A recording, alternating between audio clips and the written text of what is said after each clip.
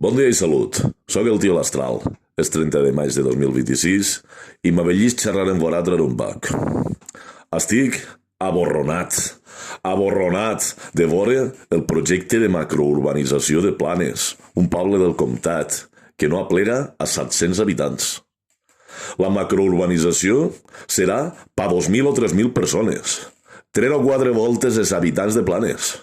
Tindrà el seu propi col·legi, servicis, i damunt me la volen vendre com a projecte sostenible, ecologista, naturalista i no sé quines punyetes més.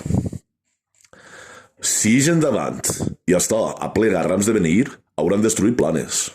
Està com la megaurbanització que volen fer a Llíber i tants altres. Està és el futur del nostre país. Nosaltres aquí en Alacant ho sabem molt bé, perquè sabem que és un augment de població del 500% i destrossar-ho tot. Potser algú no s'ho pot imaginar, però fem un compte que de mans, fa no tant, Sant Vicent del Raspeig era un poble rural, ple de masets antius, on no n'hi havia xalers, i estava ple de tractors, de llauraors i d'armelers. Repetisc, fa no tant d'això. En 4 dies podem veure com el País Valencià es transforma en una urbanització per estrangers en diners.